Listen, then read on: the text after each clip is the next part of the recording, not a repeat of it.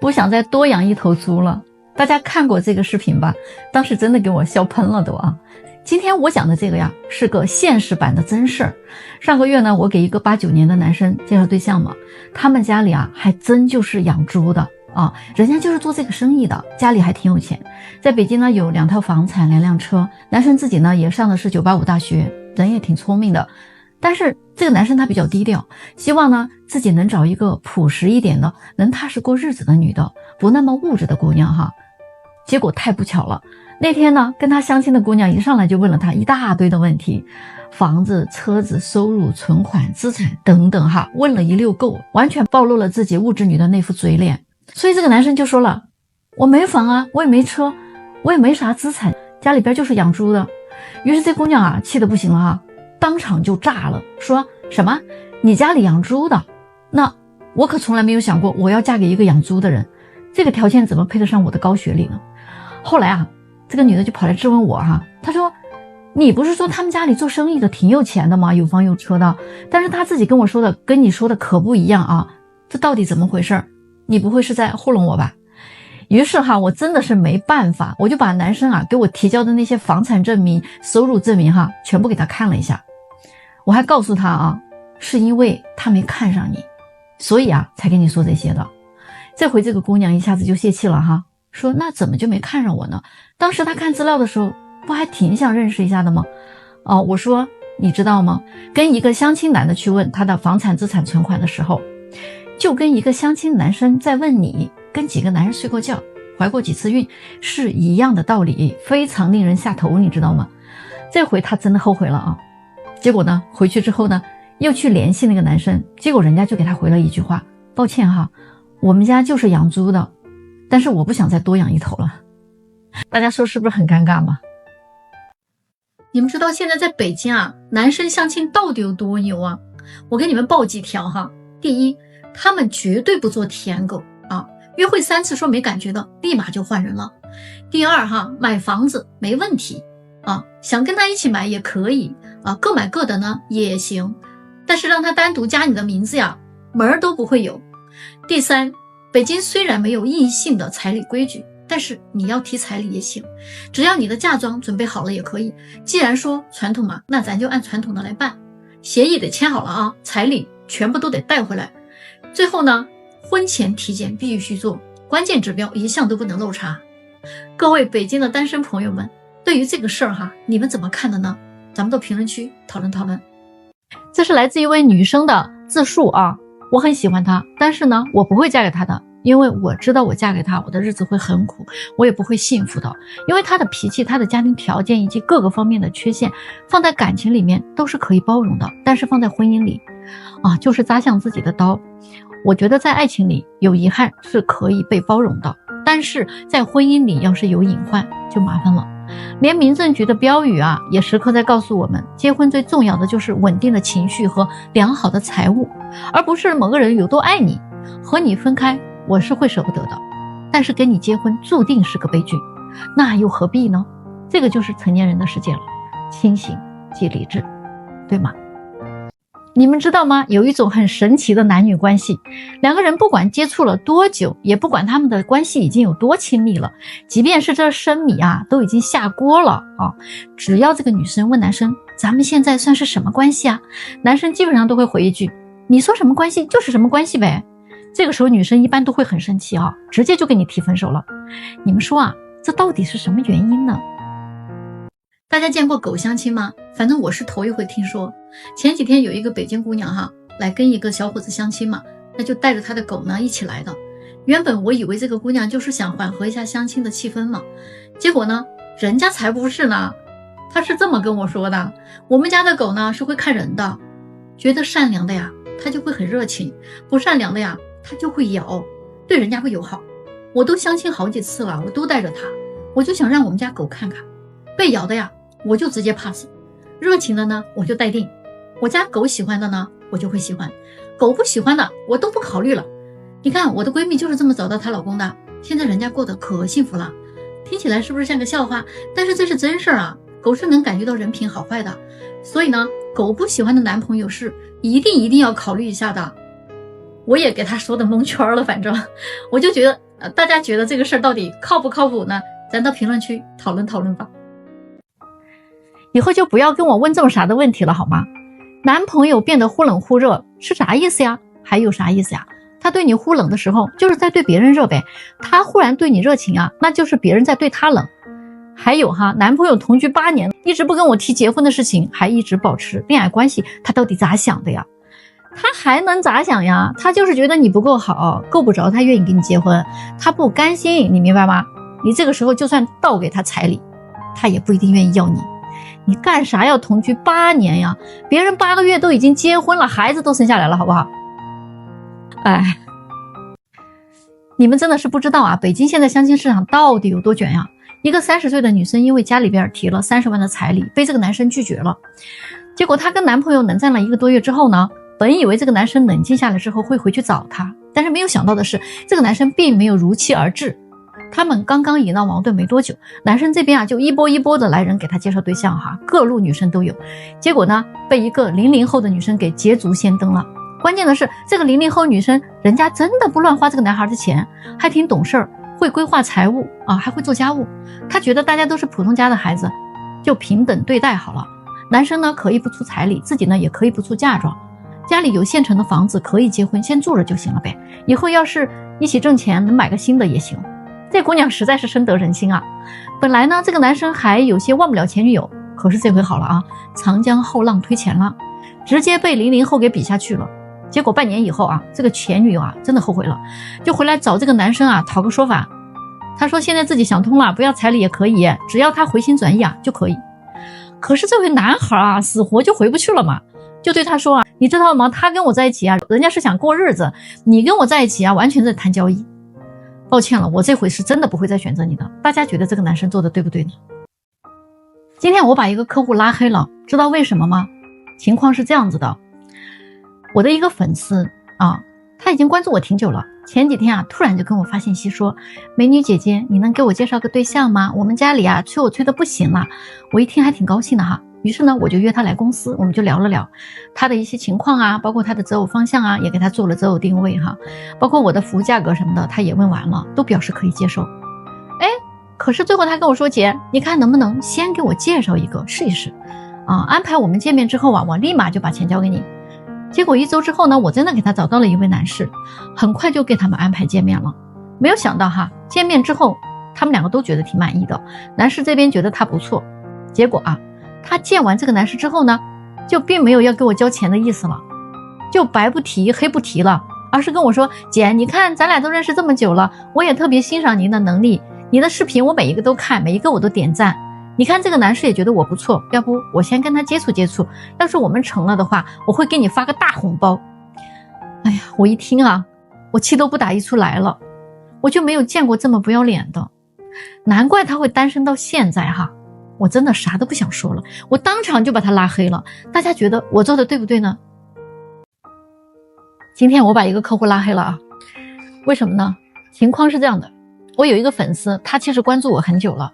前几天呢，他突然就给我发信息说，哎呀，美女姐姐，你给我介绍个对象呗，我们家里已经开始催我了。我一听嘛，还挺高兴的，于是我就约他来公司哈，聊了一下他自己的情况和他择偶的一些方向，服务价格呢，他也问过了，他都表示可以接受。可是最后他说，姐，你看能不能先给我介绍一个见见，安排了我们见面之后呢，我立马就给你交钱。结果1周以后啊，我就给他找到了一位男士，很快就安排他们2个人见面约会了。没有想到的是，见面之后啊，他们2个还挺满意的，男士这边也觉得他不错。结果啊，他见完了这个男士之后呢，就并没有给我交钱的意思了，就白不提黑不提了，而是跟我说，姐，你看咱俩都认识这么久了，我也特别欣赏你的能力和你做的那些视频，每一个我都点赞的。你看这个男士也觉得我不错，要不我先跟他接触接触，要是我们成了，我再给你发个大红包，你看行吗？我一听他这么说话啊，我气就不打一处来了。我都没有见过这么不要脸的人，真的，难怪他会单身到现在呢。我啥都没说，当场就把他拉黑了。大家觉得我说的对不对呢？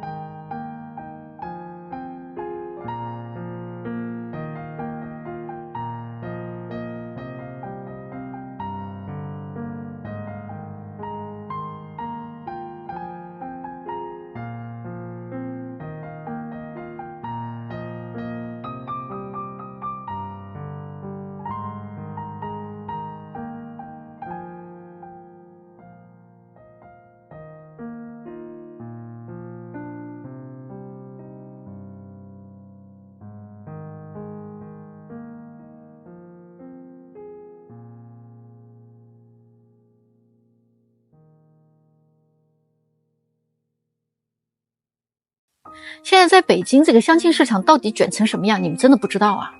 一个30岁的女生，因为家里提了30万的彩礼，被男生拒绝了，跟男朋友冷战了1个多月。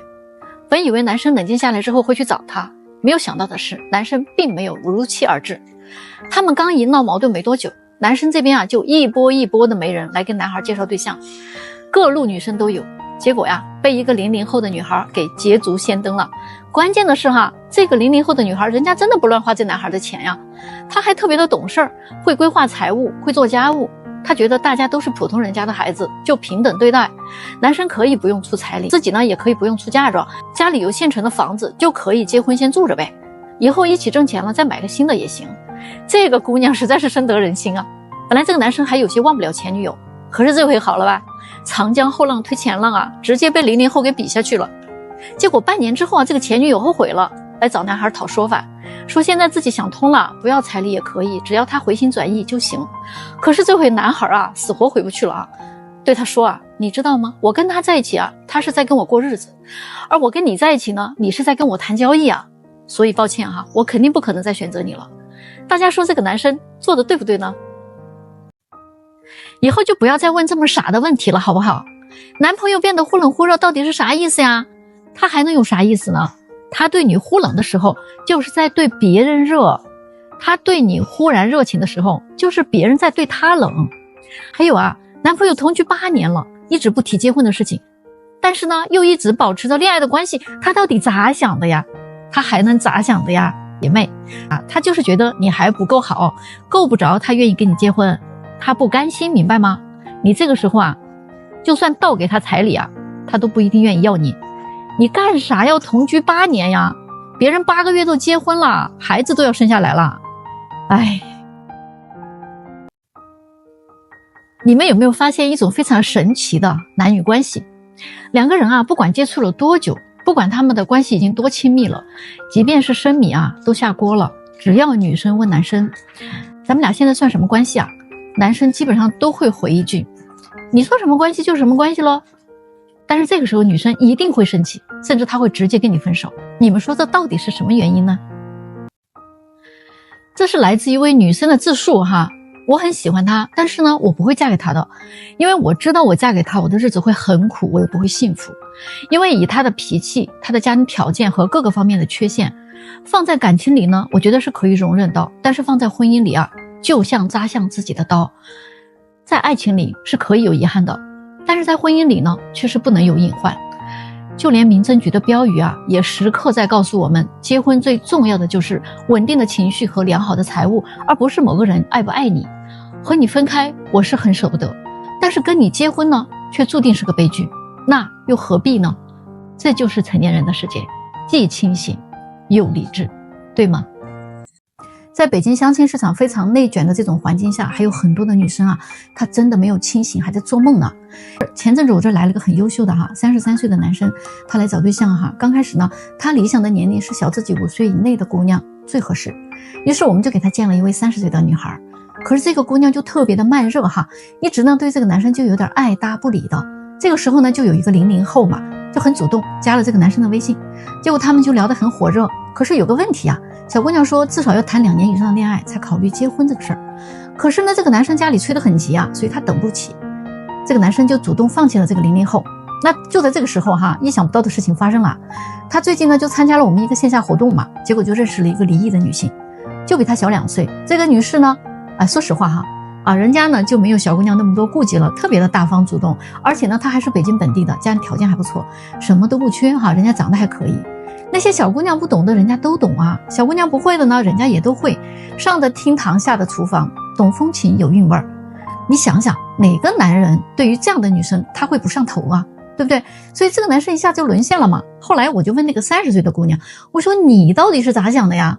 结果她的回答是那相亲认识的不得让他追一追才行吗？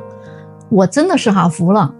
你既没有00后的青春洋溢无所顾忌，你也没有人家年轻少妇的温言软语征服男人的那套本领，你又高冷又慢热，你还想等着北京那些优质男生来追你呢？我觉得不大可能的你到底拿什么跟这些女人去卷呀？我建议大家哈，找对象你一定要找一个爸爸当家的，不管他们家是男孩还是女孩，如果是妈妈当家的话，他们家的儿子呀就一定会有点软弱敏感。要是女儿的话呢，一定就比较强势，脾气也很大，而且家族的观念啊也比较差，亲戚关系一般都不太好。就这样的女孩子，她格局啊也不会很大的。很多人啊可能会觉得我说的有点夸张哈，挑起男女对立，你试一试你就知道了。今天我来聊一个非常扎心的话题，为什么有些有钱的女孩在北京上海她非常难找对象。那有钱它是分两种的，一种呢是家里有钱，一种呢是自己有钱。今天我们就先说一下哈，家里有钱的女孩在北京上海她为什么很难找对象呢？因为这两种女孩在北京上海实在是太多了，全国有很多有钱家庭的女孩都在往北京上海跑，小到一个村长啊，一个国企的小领导，一个处级的干部，做生意的有一定规模的小老板，大到那种级别很高的官员，上市公司的董事长等等哈。但凡手上有几个钱的，咱不说几个亿哈，就说那些3、5千万的这种家庭的女孩，有一半都在北京上海，因为当地满足不了他们见世面的这些梦想啊。但是北京上海可以啊，而且这种家庭的父母呢，也不指望自己的女儿能挣多少钱，做他们自己想做的事，开心就好了。而跟他们一样的男孩呢，都在老家，不管是家里搞房地产的，还是开矿的，还是做机械加工的，儿子都在家里守夜呢。而女孩呢，只需要实现他们自己的人生理想和爱与自由就可以了。所以他们都来到了北京上海这样的超级大城市，最终的结果就是父母有钱的那些女儿都在北京上海，而男孩呢都在老家。全国各地有钱的女孩呀都往北京上海跑，那他们呢又都想找一个门当户对的男生，结果呀这种供需就严重的失衡了，所以他们是非常难找对象的。今天我们来聊一聊大龄有钱的男生。来找我找对象的很多大龄有钱男生条件是真的好，他们当中呢也有很多人哈都有一个什么样的想法呢？既要找一个温柔懂事的，又想找一个年轻漂亮的。那我就说吧，你只能选其一哈。有很多40多岁离异啊，有孩子资产过亿的大哥，想找一个25岁左右的。那么你觉得这个女生能图你什么呢？是吧？你自己也是从25岁这个年龄过来的嘛。你25岁的时候，你身边的一个女同学，如果找一个40多岁的大哥，你觉得他图什么呢？你心里没数吗？怎么你自己成了大哥之后，你就想改变人性呢？即便你很有钱，你也只能在温柔懂事、年轻漂亮当中选一个。我敢说在北京现在有很多人他是注定进入不了婚姻的。这些年我接触过非常多的男女，其实我对中国未来的结婚率、生育率真的非常担忧。这些独生子女他们真的非常挑剔事儿逼啊，这样的人太多了，就连他们的父母啊都特别的事儿，他们只讲收获不讲付出的这些人呢，他们一定会被后来追上来的更年轻的人无情的碾压掉，然后还被岁月遗忘。不乐观的来讲，80后还没有结婚的可能有 50%这辈子都结不了婚了，90后呢也会有 30% 的是进入不了婚姻了，这里边会不会就有你？我想问大家一个事儿哈，你们现在的孩子上学放学每天都是要去学校接送的吗？其实全世界哈真的没有哪个国家像中国这样，孩子从幼儿园一直到高中上学下学都是需要家长接送的。中国不是这个世界上最安全的国家之一吗？为什么这个孩子上学放学天天都要去接去送呢？怎么我觉得还不如70、80年代的那会儿，好像这个就像社会倒退了一样。难怪现在这么多的妈宝男妈宝女20多岁了，他们找个对象都费劲啊，这感觉就像养废了一样。谁知道这是为什么呢？咱们到评论区讨论一下呢。我想问大家一个问题哈，你们的孩子上学放学每天都是要去学校接送的吗？其实全世界哪个国家会跟中国这样呢？孩子从幼儿园一直到高中下学都是要天天接送的。中国不是世界上最安全的国家之一吗？为什么孩子上学放学还天天要接送呢？怎么我觉得现在还不如80、90年代了呢？这个有点像社会倒退了。难怪现在真的很多的妈宝男妈宝女什么都不会，就听父母的，20多岁了找个对象都费劲，这个就是真的感觉养废了。谁知道这是为什么吗？来，我们到评论区说说呢。为什么富家女一定要早嫁？一个普通的女人，你想想啊，一个普普通通的女人，她要是成了老姑娘，她还可以降低奢望，找个普通男人结婚就行了。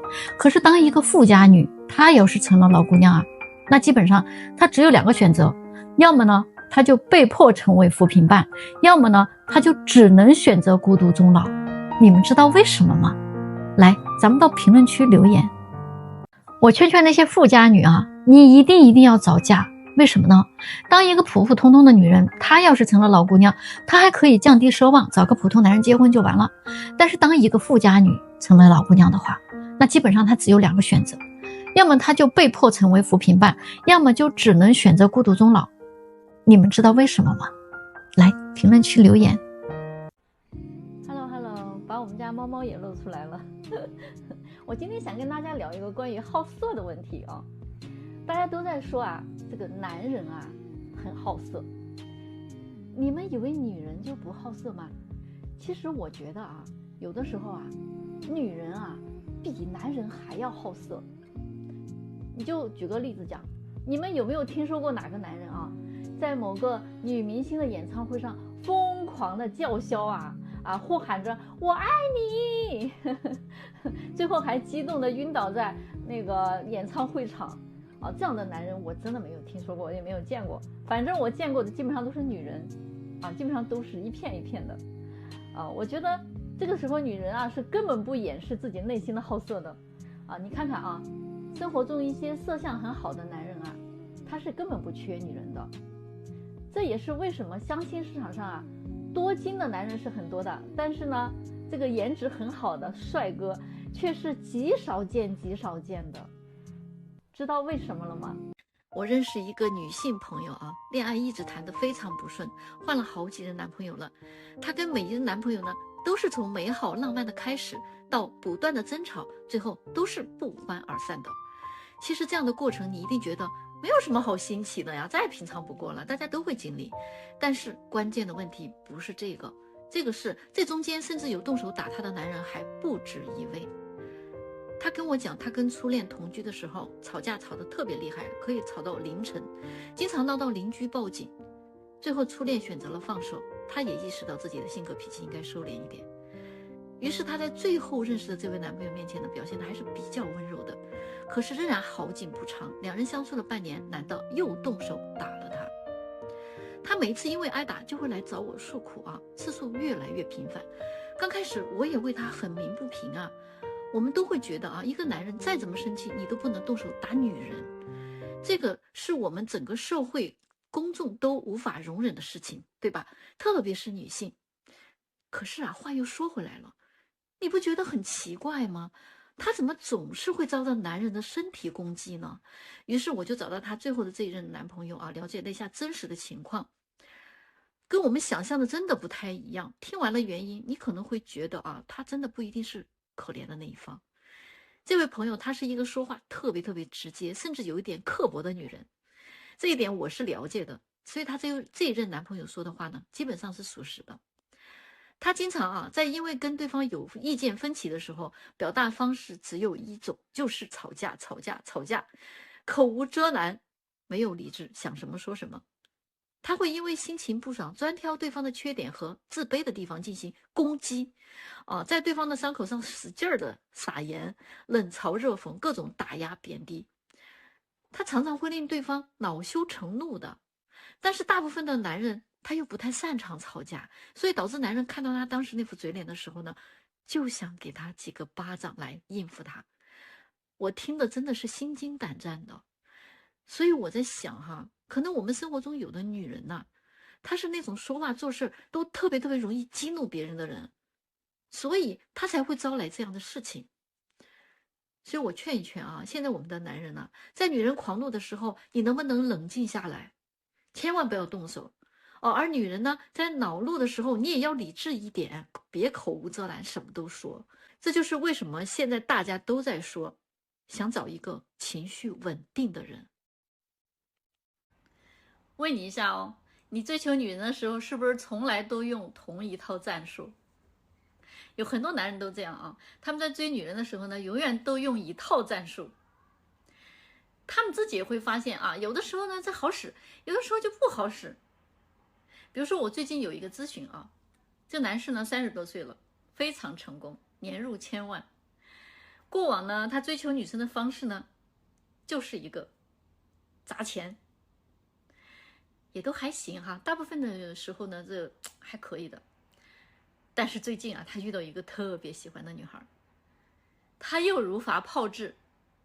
刚接触的时候，大家感觉都比较好，女生呢对他印象也可以，挺积极的在回应他。结果呢，前段时间因为疫情嘛，大家见不上面，他呢就为了表达一下自己的心意，结果呢给这女孩发了个挺大的红包，挺大的。结果呢，这女孩不但没有接他的红包，而且就因为这个事儿，决定不再跟他接触了。这个男的一下就懵了呀，不知道这样错在哪里了，对吧？对于很多人来说，这不是正常的一个方式吗？不是女人都喜欢钱吗？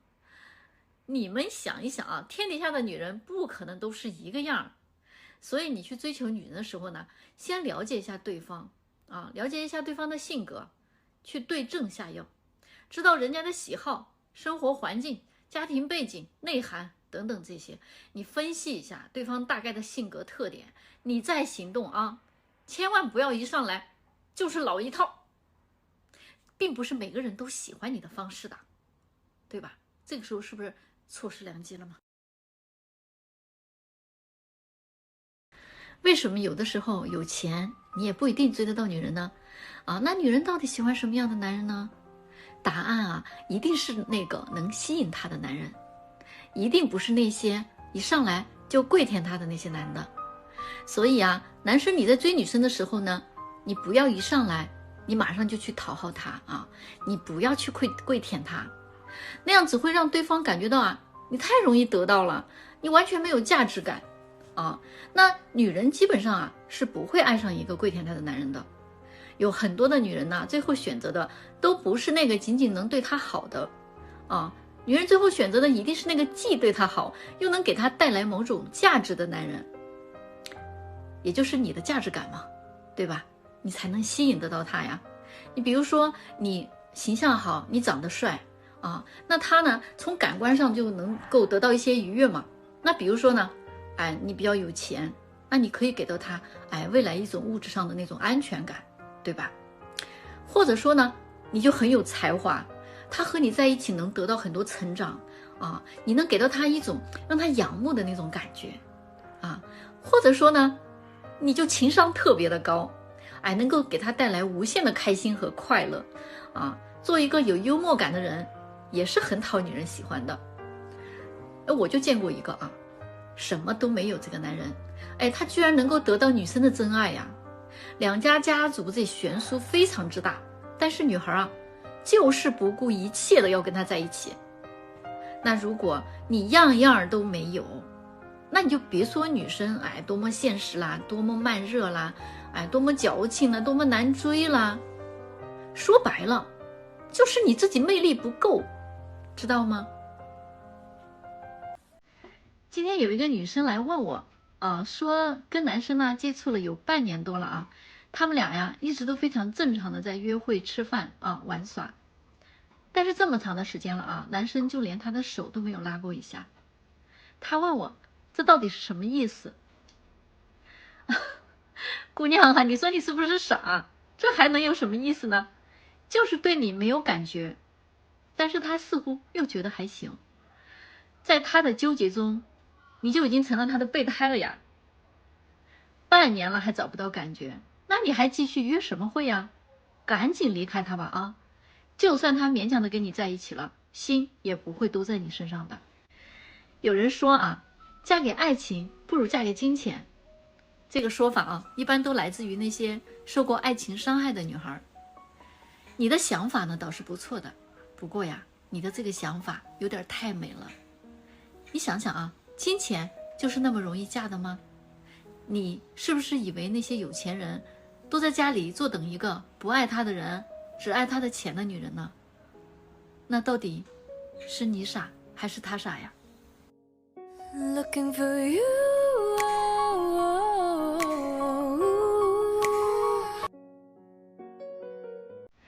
按说美女要嫁人还不容易吗？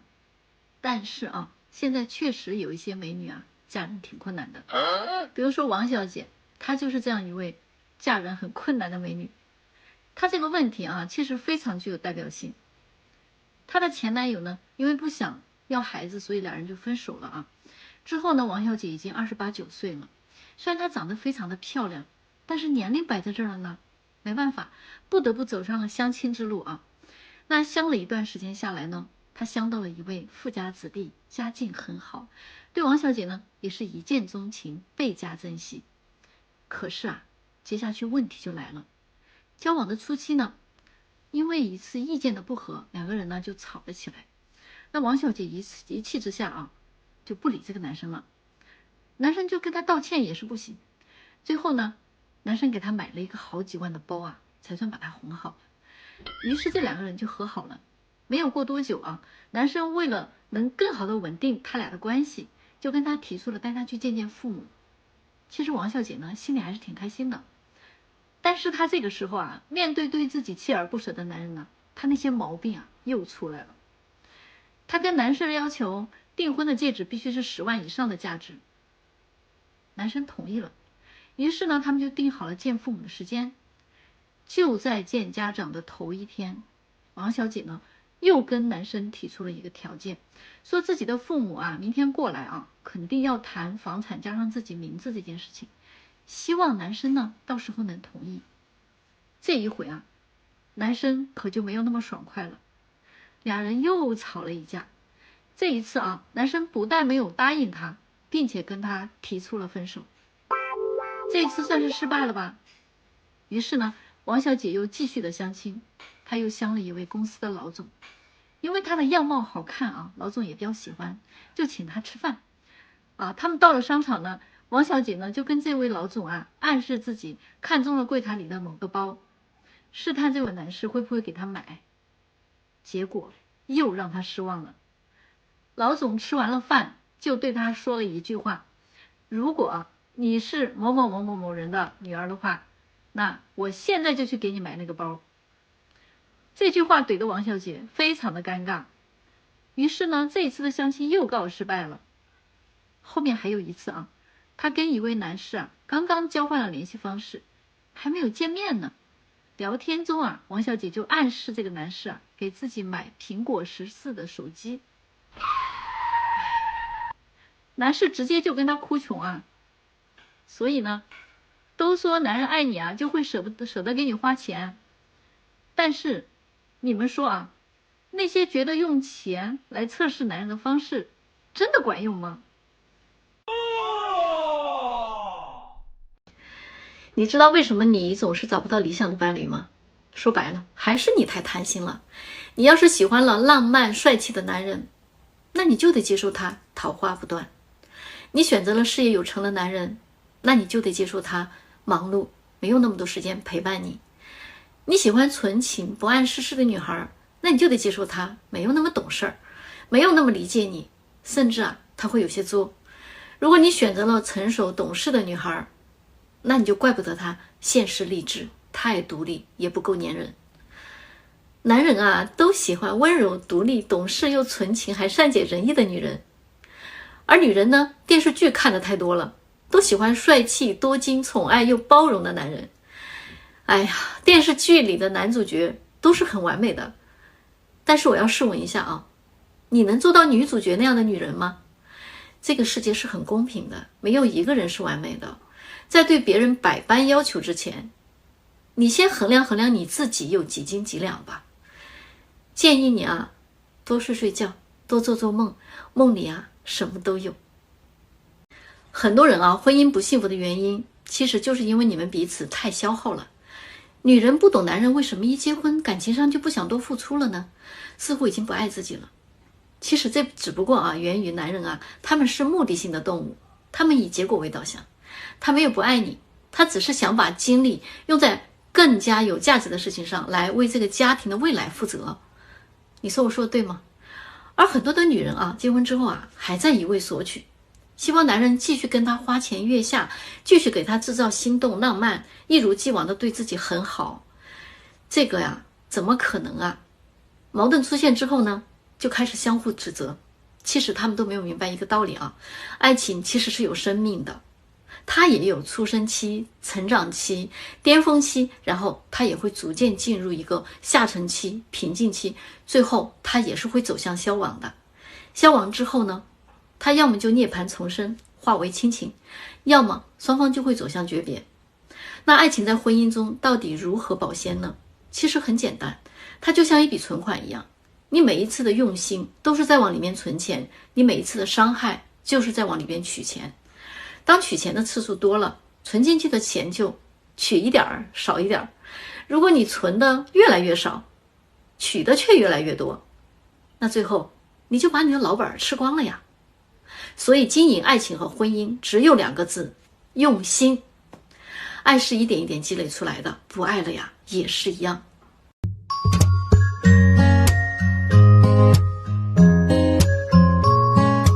为什么美女也会有脱